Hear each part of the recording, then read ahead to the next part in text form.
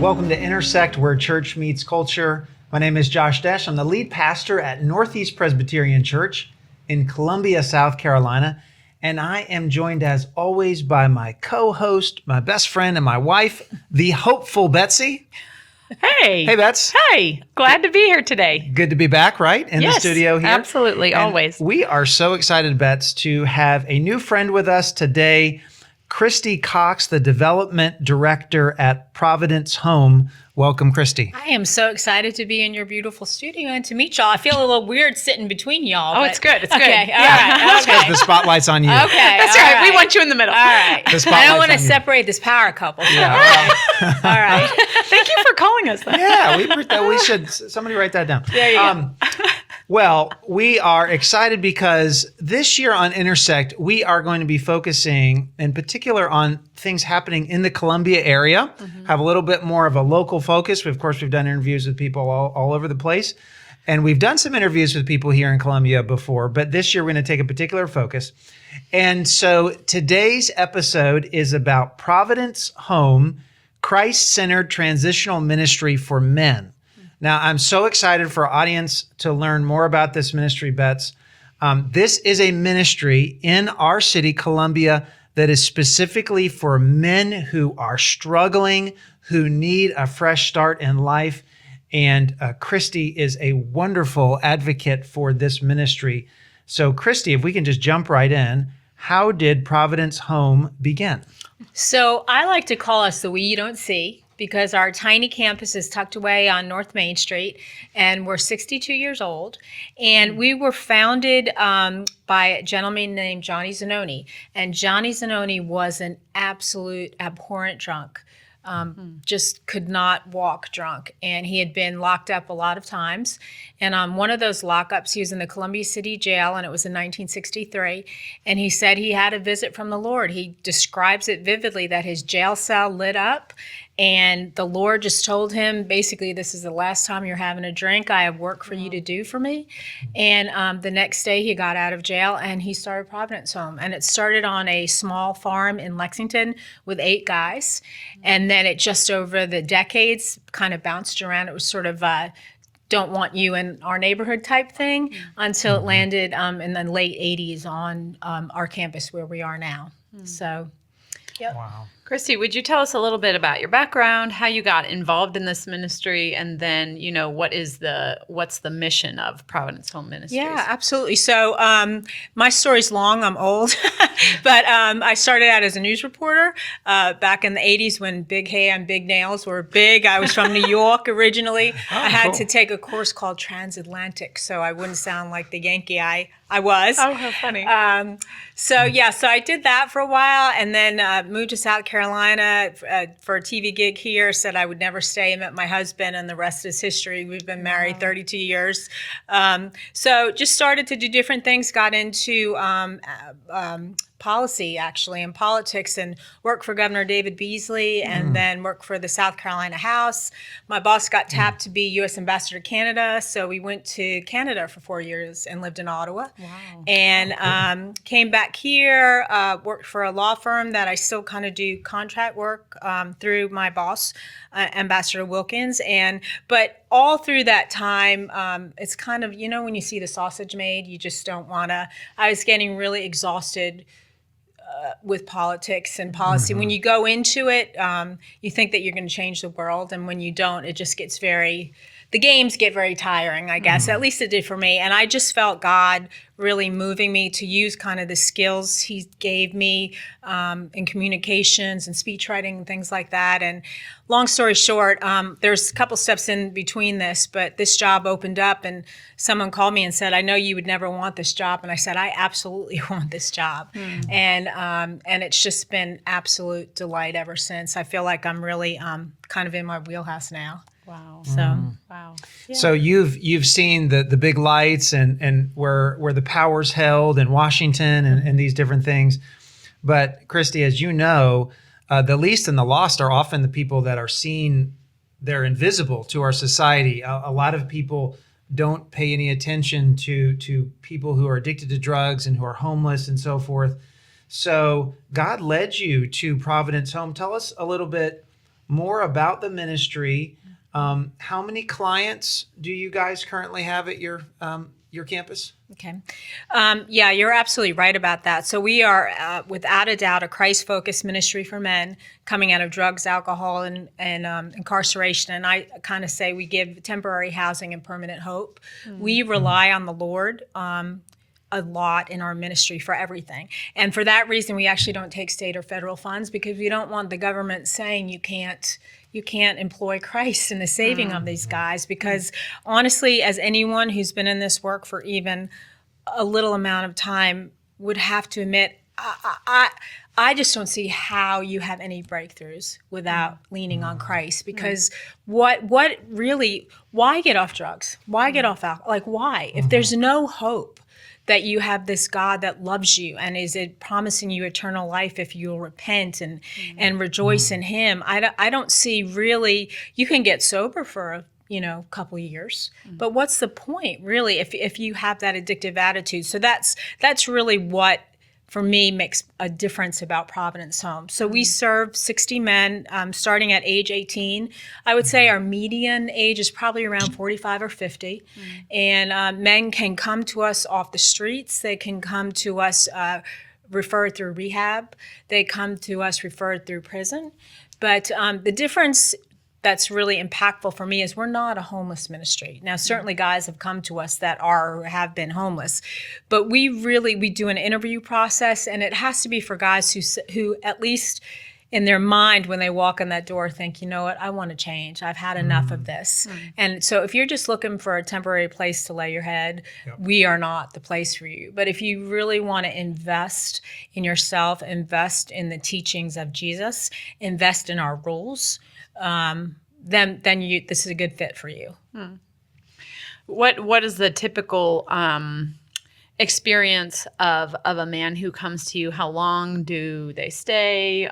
What are some of the different facets of your program? Yeah, it's all different. We like to think basically that guys on average come 4 to 12 months. We really think that success can only really start after 6 months, that you need to be there and invest. And that's another thing that's unique about our program. We don't have this thing where someone comes in and say, okay, you have 4 weeks to get well, and then you're out of here. I mean, we really want this transition to count. So if you're working the program and you're doing a good job and you're doing everything that you should do, and you're self-developed and self-aware enough at this point to know, you know what, if I go out on the street now, I'm just going to get re-triggered. You can stay as long as you're following the rules. So that's a really good thing. We have guys in the program that have been there for 2 or 3 years. And at some point, we do have the conversation where, okay, it might be time to kind of fly out of the nest. But most guys, we like to think, stay for about a year. And, what does success look like? Ideally, we want them to have a bank account. We want them to have a couple months saved up so that they can go and pay for their own rent. We want them to have rehabilitated relationships with their children, with their family, with their community, so they can feel safe going home, kind of reclaim their lives as fathers, if that's appropriate. If it's appropriate, we want them to have a church life, to have a church family. Now, the beautiful thing about Providence Home, we are absolutely Christ-focused, but you absolutely do not have to be a Christian for us to accept you.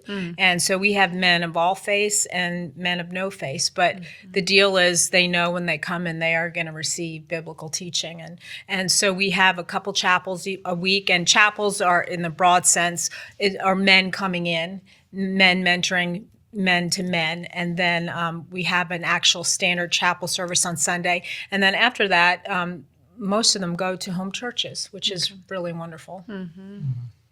So what I love, Christy, one of the many things I love about Providence Home is that you guys are really invested in the long term. So we need all these different ministries, right, to meet all the tremendous needs of a mid-sized city like Columbia. So there are different ministries specifically geared toward the homeless, right? And those would tend to be more of a stopgap. You need a place to sleep that night. You need food to eat. But you guys are really about that next step of a person who is, and you can tell me if this is right, but I've heard that a lot of times with addiction, the person has to be willing themselves. They have to say, I'm ready to change. It can't be enough for the people around them alone to say, we're going to get you off of this. And so when I think about Providence Home, it's I think of guys who they're kind of not in that immediate crisis per se, although you may have some of men like that, but it's guys who are ready to take that step and reclaim their lives. Is that a fair description of a lot of what you guys are doing? Yeah, it absolutely has to be this way because we don't provide rehab facilities. A guy can come to us and honestly, he could have been out of his mind on the street the night before. But if he comes to us the next day and says, I'm done, I'm ready to get sober, and they have a good interview and we feel like it'll be a good fit, he can come into the program.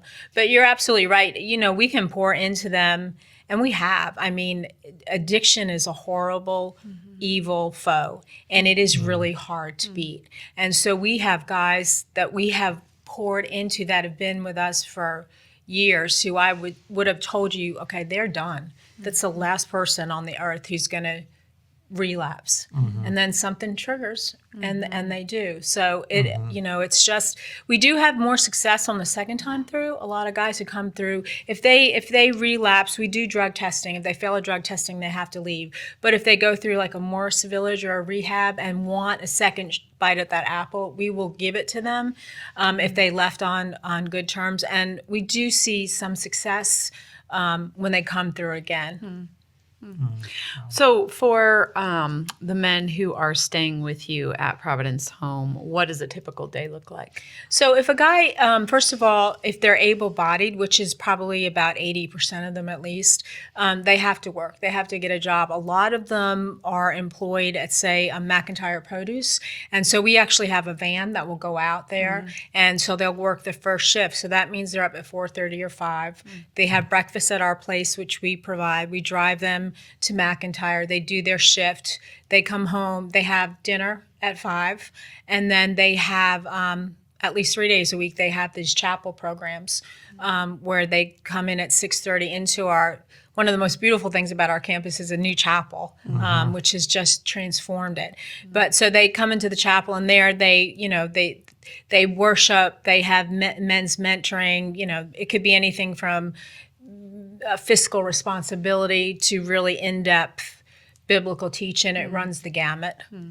And then it's lights out. They have to be on campus at 10. They can go anywhere they want, but they got to be on campus at 10 as long as they have to pay $125 a week, and that includes all their meals, the laundry, their room and board. So those fees they have to pay to stay current. And so they are on campus by 10 and they are in bed by 11. And we do a bed check. And if you are absent without an excuse, it is it's cause for dismissal. So we have RAs in each of our 3 dorms, and they check to make sure that all the guys are there. And if you want to leave, for example, like you can go out during the day, we don't keep tabs of you during the day. But if you're a resident and you want to say go home for the weekend, you have to get a weekend pass. You have to tell us why you're going to go home. And if you're not back, it's immediate dismissal. Yeah. But we know from the Bible, we know from life that structure is such a good thing for human beings. And these men need this structure that is for their benefit. Now, Christy, we were chatting before we went live here about some of the macro trends that got us here. So if we can step back a minute and just ask this question, why are men struggling so much? Has there always been addiction? Yes. Has there always been these problems? Yes. That's absolutely true. But the Harvard Chan School of Public Health has reported that when the pandemic hit, for the first time since we started tracking this, life expectancy in the United States went down. For the first time, you think about that. Everything's supposed to always be improving, right? Life expectancy went down. And Bets, we've talked about this terminology of deaths of despair. The shortening of American lifespans has been attributed to so-called deaths of despair. This term refers to an increase in deaths from such causes as suicide, drug use disorders, and alcoholic liver disease, which are often connected with economic hardship, depression, and stress. All that is now, deaths of despair are not limited to men, but overwhelmingly it's men. There are women who have these problems. We know that. But men overwhelmingly have these problems. So, Christy, I would love to hear from you. You're in the thick of it. Do you see some macro causes? Do you see some larger reasons why men seem to be struggling so much in our culture. I'll just throw out one more thing that I looked up before we started recording here. 58% of all college students are female now. 42% male. That has been a shift that we see just increasing over time. Right. So we see women's, and of course it's great to see more and more women getting empowered, earning great salaries, all of that. Like, we're not against that. No. But there is a concern with men, right? I know I have it. We have 2 sons. So anyway, Christy, let's hear from you. No, I absolutely agree with you. And it makes total sense, right? That all of this really came about, or we saw it in COVID. Because let's face it, during COVID, if you had no hope, if you don't have a savior during COVID, then you think, okay, I'm locked in this house, and if I step outside, I'm going to get this, horrible, scary. Yeah, and I'm going to die. And that's not the Christian perspective. The Christian perspective is, I'd like a few more years, Lord, but I know I'm going to a much better place. It's hopeful. So first of all, that logically makes sense that if people, there's fewer Christians, I think, right now. And how that exactly impacts men is, men by nature, I think God made men to be problem solvers, and men crave respect. And they live in a society now where they're told, we don't want you to solve our problems, and we're not going to give you respect. And basically, women can do it all. And I really believe that. And I, as someone who has had a really cool career as a woman, I still really believe that we have lost that kind of hierarchy, if that's the right word, in our society, where men should be the leaders in their family. And that's not a bad thing, but they should be respected, and they should be demanding respect for themselves in a kind, loving, godly way, not, and I'm going to, hit you with a bat over the head kind of way. Yep. And so all of that stuff, I think, plays into this culture now where we see men whose, families have given up on them because the family units have broken down. I think, when Johnny Zanoni started this, of course there was alcoholics living under the bridge, but there were still more intact families that wrapped their arms around them and said, we'll help you. Your problem is our problem. We don't have that anymore. Just the total breakdown of the families. And, like we were talking about, I truly believe that 80 to 90% of everything that's wrong with society, we would not have a need for Providence Home if men were restored to be leaders in their family, had that respect, families were respected, and we had whole and healthy families. I mean, everything else, all these other issues that are tearing us apart, addiction would go away. And so that's kind of, the big eyes view is what I see. Yeah. Well, it's an issue that's so multifaceted, right? And it's multi-layered. There's just layers of, when you get below the surface, there's so much going on there, and it's not like you can just. It's not like if you address this one thing, everything else, there's like a lot of things that have to work together.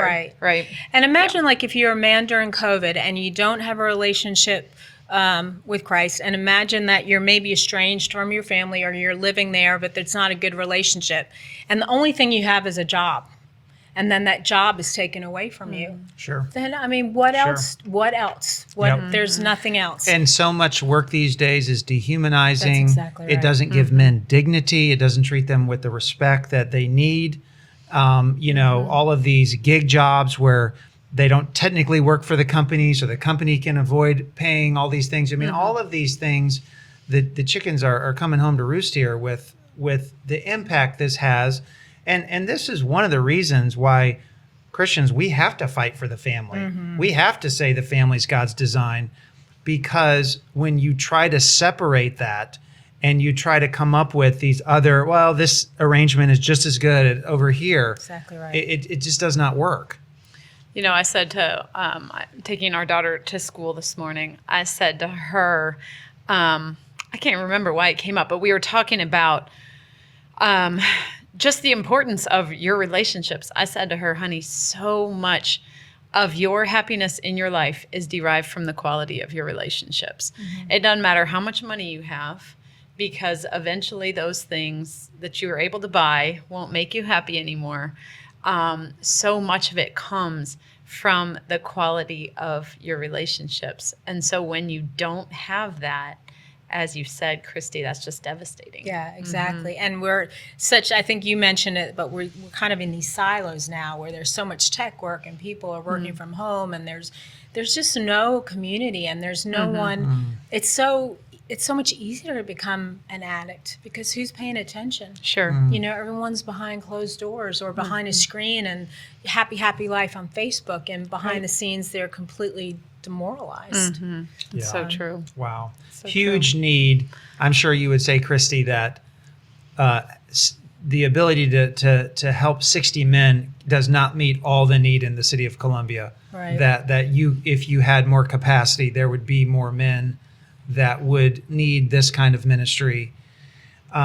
So can you, as we come to a close here, would love to hear from you what individuals can do to support Providence Home, and if there are things that churches can do.